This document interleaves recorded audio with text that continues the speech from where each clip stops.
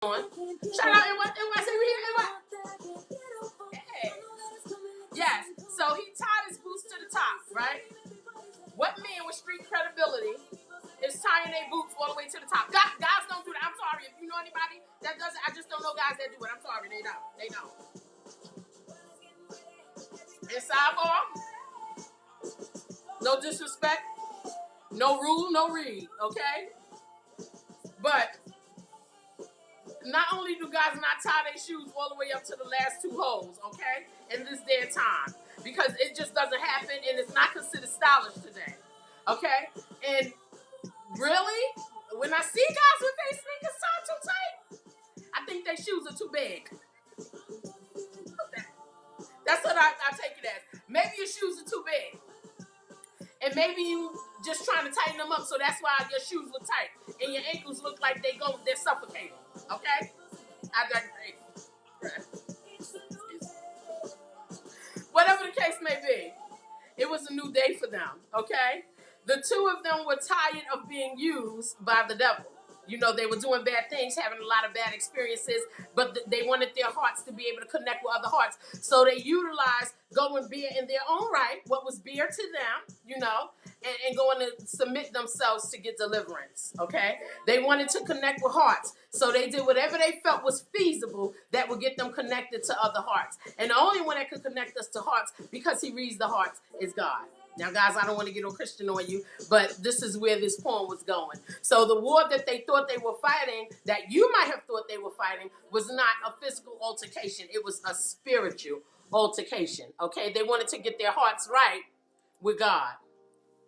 It was only when they went through the storm and they refused to give up. They refused to turn back. They refused to get out of line and go back to their own ways, their old ways. That's when they realized that the war they thought they had to fight was already won. So she put her wig back on. You know what I'm saying? They were able to celebrate when they were told to. That's the part where you hear them say, shout and dance upon these floors, for you are free of the enemy and covered forevermore. That part. Okay? So they became comfortable and they were confident, so much that she clothed herself with her wigs and his Jesus piece on his chain shined brighter. It was confirmation that they had been saved. Okay? Therefore, this poem is simply saying that there is nothing that you can put on. There is nothing that you can take off that would change you. You just have to choose wisely and choose from the heart. Okay? So your attire does not make you. And you not wearing attire, that doesn't make you. It'll give a perception to the world, you know, of who they think you are, but it really does not describe who you are. Okay? You are indescribable until you are recognized or you recognize who you came from. All right? So don't be quick to want to run out there and fight anybody's battle. All right? Let's get into the battle fighting, okay? Because the battle don't belong to you. Okay? That's in spirit, and that can be in reality. You know, the battle does not belong to you. You know how you have people that like to call on you because they done went out there and got in some mess, caused all type of ruckus. Okay? Don't run out there. You might get beat up.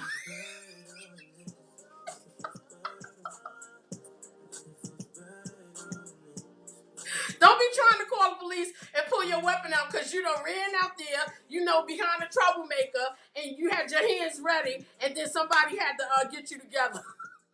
Right, you pulled off your nails, you pulled off your good wig, you tied your boots too tight, all right, ankles just suffocating, okay, you out there getting wet because you done went out there behind a troublemaker. Girl, don't snatch them edges out for the troublemaker, don't do it, keep your wig on, okay?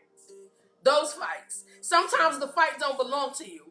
Face it, that person does not choose wisely, and you're not choosing wisely if you're running behind them. The fight does not belong to you, okay? Stand back. Okay? Fellas, don't tie your boots up to the top, choking your ankles. Don't do it. Stand back, okay? Keep your credibility. Keep your street cred. Don't go and get in trouble because you're running behind a troublemaker, okay? Don't do it. You don't want your sneakers to be out there looking like, you know that episode of Martin when Gina made him get the old basketball suit because She thought he was spending too much money, and he went and got rid of his Jordans and put on them old sneakers and top real tight. I think they was Chucks, the high top ones, and he was walking picture toe. You don't want to be looking like that because you're running out behind the troublemaker. That's all I'm saying. That could definitely damage your street credibility. That's all I'm saying, okay? But anyway, because you think you are about that life, honey, and you run out there, all right? Listen, dude, put back on your chains and keep your Jesus peace shining bright so you can be reminded that that person always calls on you to handle a beef that they started. And they started the beef the last time you came out there and you knew it and you're running out behind them. You don't want to do that, okay? Listen, they were all what? They were Ian Gordon's. Yes, yes, yes. Who that?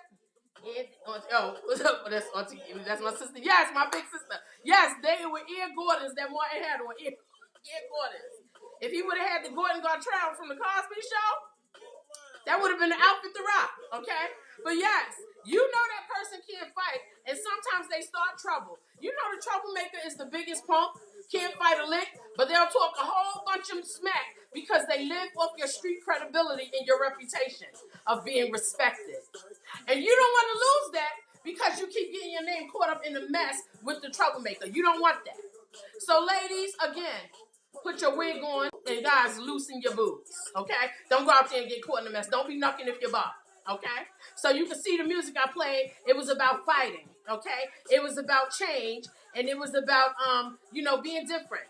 You know what I mean? It was a method to my madness, okay? Because you already know what hell was like in your life. And you left the war unscathed. And I can honestly say, many of us from the hood, we left the war of the hood unscathed, right? I'm a product of that. So we left unscathed. We went through our hell, we matured, we changed, and we have a new day. So why would we let the person that is still out there being a troublemaker call you? I'm not pulling off my wig. All right? You don't want to smother your ankles. Okay? Let them find their own deliverance so they too can learn how to live much better. That's all I'm saying. That's what this poem is about. Girl, put your wig on. Put it on. They ain't worth it. Okay? Homeboy, loosen your boots. Okay? Put your pistol back. All right? They ain't worth it. Okay? You got your deliverance. Let them learn to get theirs. I know you love them and I know you think they're important and you don't want to see them get hurt, but they always start in trouble and they can't fight. All right? You've had your battle. The fight is not yours. Let them figure out who is in charge of their battle as well. That's all I'm saying. But I digress. Guys, I'm going to go ahead and get into this music. Okay, but hold on. Alexa, next song. So I need to get to my song real quick. Yes. I needed to hear this one more time. Yes. I'm going to drink this tea a little bit. I'm out there wilding out. Loosen them boots.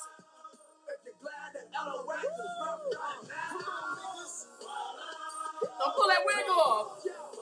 Don't go out there and get beat up. The fight was spiritual, it wasn't physical.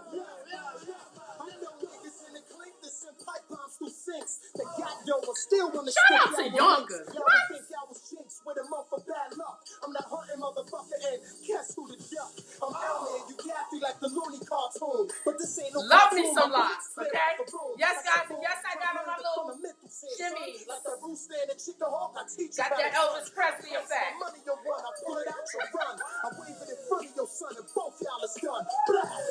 Alright, guys, listen. Let me get into the music. Okay, the first song I played was Christ is All. It was a gospel instrumental by Kirk Whalum, legendary Kirk Whalum. Okay? Then I played New Day by the wonderful, talented Miss Alicia Keys. Then I played Better by Khalid. I'm sorry, I gotta get it. Acting like they can't, don't let them act like they can't get it, don't give it to them. Then I played Nothing You Buck by Crime Mob. featuring Lil Scrappy. Shout out to Scrappy. Shout out to the A, all right? Legendary Atlanta, Scrappy hip hop, all right? Then I got